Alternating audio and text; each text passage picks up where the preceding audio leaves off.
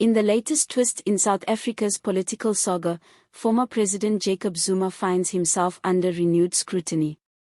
An inquiry has revealed that millions of rand in legal fees used to support Zuma's numerous court battles were financed by Louis Liebenberg, a businessman known for his controversial dealings. The inquiry, which aimed to uncover the origins of these funds, has concluded that Zuma must repay around R12 million, labeling this money as stolen. This revelation raises important questions about accountability and the nature of political financing in South Africa. The inquiry's findings suggest that the funds used to pay for Zuma's legal defense in various corruption cases were funneled through a complex network of trusts and companies established by Liebenberg. This setup has raised serious ethical and legal concerns regarding the legitimacy of the financial assistance Zuma received. The former president is currently facing a multitude of corruption charges, including those related to the notorious arms deal from the late 1990s and the more recent controversy surrounding his parole. As the inquiry continues to unfold, the implications of this financial arrangement could have far-reaching consequences for both Zuma and Liebenberg. Zuma's legal team has denied any wrongdoing, asserting that he was unaware of the dubious origins of the funds provided by Liebenberg. Mzwaneli Mani, Zuma's spokesperson, claimed that the former president had acted in good faith and accepted financial assistance as part of a long-standing personal relationship with Liebenberg. Mani went further, labeling the inquiry's findings as politically motivated attacks aimed at tarnishing Zuma's reputation. This defense underscores the complexities of political relationships and the often murky waters of financial support in politics. The inquiry's findings have ignited fierce reactions from opposition parties, particularly the Democratic Alliance and the Economic Freedom Fighters. Leaders from these parties have called for Zuma not only to repay the funds but also to face further legal consequences for his actions. DA leader John Steenhuisen described this situation as a clear indication of the culture of corruption that has plagued Zuma's presidency. He emphasized that South African taxpayers have already suffered greatly under Zuma's administration and called for accountability. The public sentiment surrounding this issue reflects a broader frustration with corruption in South African politics.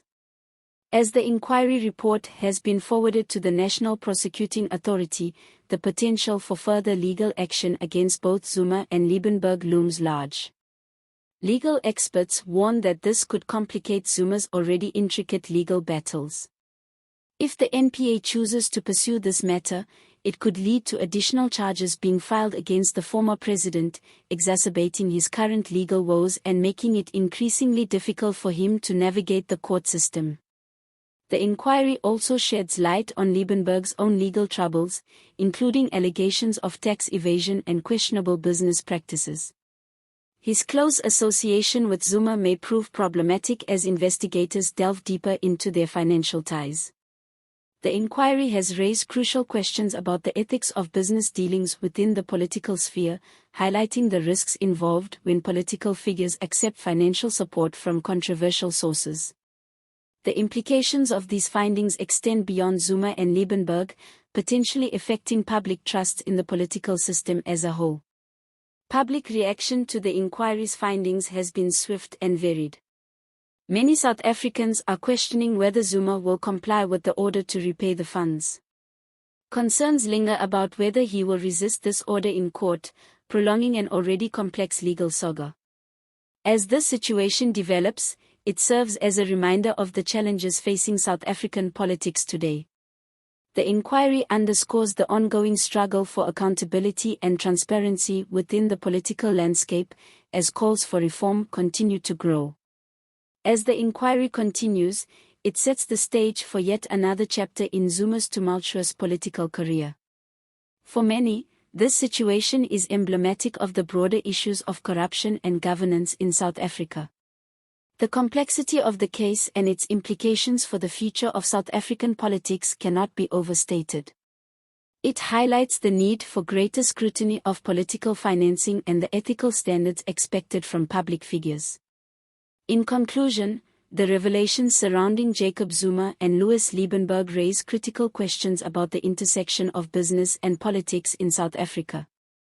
As the inquiry progresses, it may lead to significant developments in Zuma's legal battles and further complicate his already strained relationship with the South African public. The implications of this situation are far-reaching, potentially influencing the political landscape for years to come. As we watch these events unfold, we invite you to share your thoughts on the inquiry and its findings in the comments below.